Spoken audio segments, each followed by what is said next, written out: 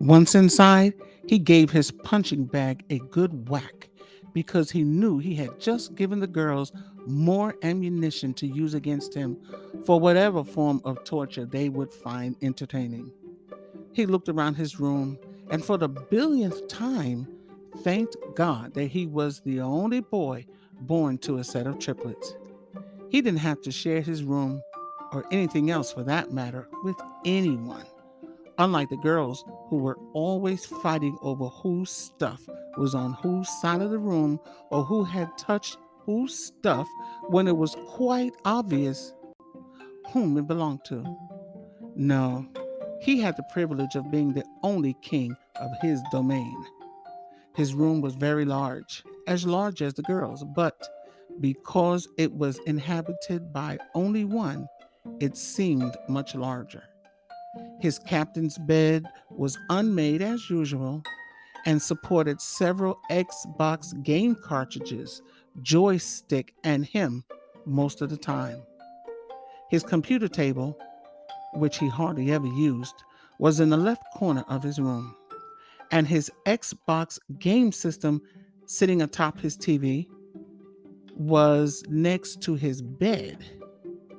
In the middle of the floor were his weight set, complete with a barbell and 250-pound weights. Suspended from the ceiling in the far left corner of the room was Jake. That was the name he gave his punching bag. On the left wall between his computer and the punching bag was his 8-drawer oak wood dresser.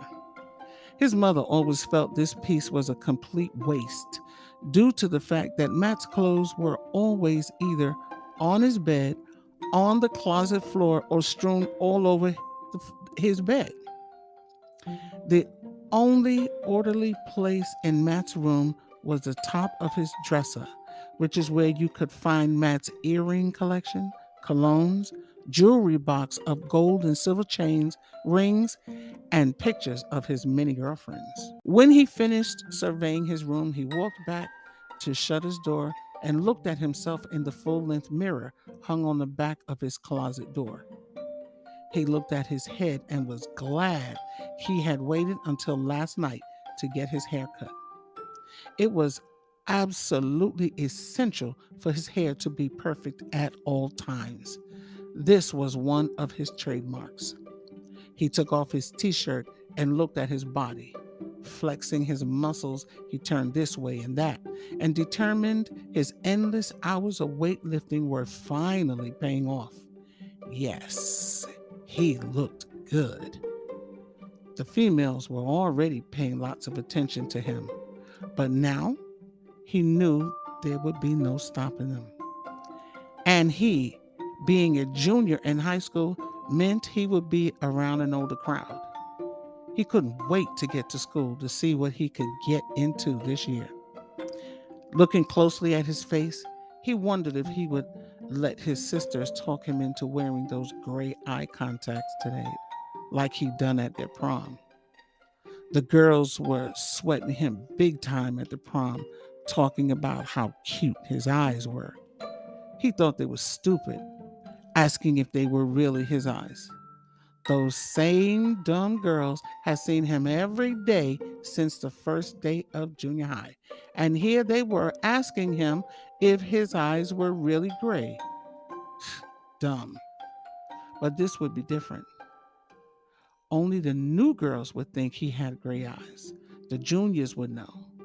The only real question would be, did he feel like going through the ritual every morning? He decided he looked good enough without them. Besides, they were too much work. And what would he do when he didn't feel like wearing them? There'd be too many questions. Matt looked even closer at himself.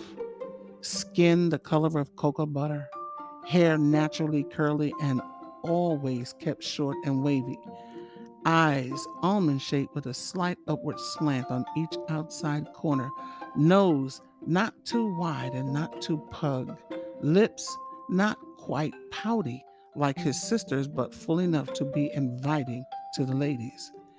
If he had $1 for every time someone asked if he was related to Tyrese, well, let's say he'd be pretty well off.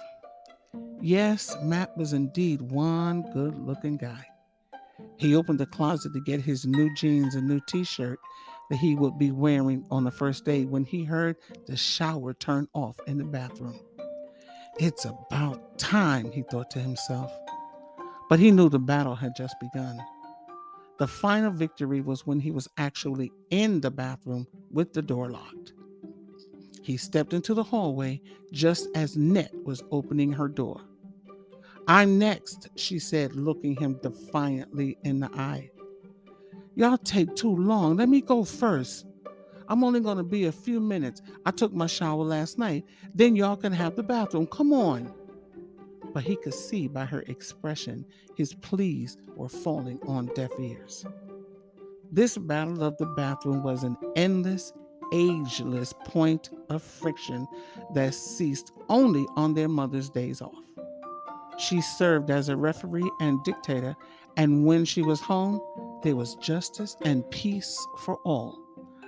I'm next, Net said slowly and rolled her eyes at her brother as hard as she could. We'll see, challenged Matt, knowing his sister was going to use her trump card, but still had to put up a big fight anyway. It was a matter of principle. Oh, yeah, well, maybe mommy should know all about that loud music blasting all over the house while she's at work, she said, rolling her eyes in little circles and emphasizing with her head jumping from side to side. She didn't hear it when she was on the phone, and she's going to want to know why you waited so long to tell her. So now what? Countered Matt, feeling rather smart at getting back at her. But before Ned could think of a smart retort, her sister called to her from the bathroom. Ned, come here. I got to show you something. The door was unlocked, and with a grin of a Cheshire cat, she slipped into the bathroom. 3 seconds later, out walked Vet, head held high, refusing to even acknowledge the presence of her brother as he stood fuming over yet another defeat at the hands of his sisters. See, that's not fair. That's why I hate y'all, he said with venomous fury.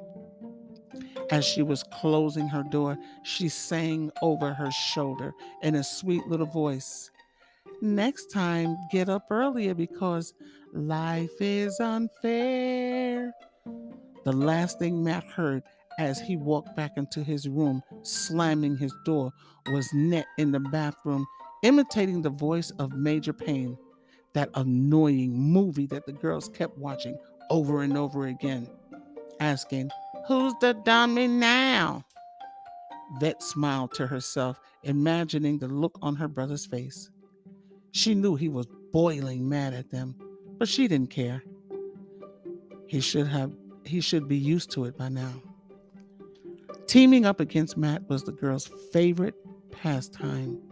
They never let an opportunity go by where they could annoy, abuse, threaten, embarrass, or ignore him. Feeling better than she had earlier, she looked around her room and instantly got mad at her sister. She'd left the computer on all night again. Her side of the room was messy as usual, and she'd left empty soda bottles and cookie wrappers on the floor. Vet wished for the millionth time she was an only child, or at least that she had her own room. She begged and begged her mom to let her have the extra room in the attic, citing irreconcilable differences with her inconsiderate, loud, bossy, demanding, and sloppy sister. But her mother was adamant in her refusal to give up her study, determined to have her own space, forcing the girls to find a way to work out their differences without separating from each other. With a sigh of exasperation, she turned her back on her sister's side of the room and fell in love for the thousandth time with her own side of the room.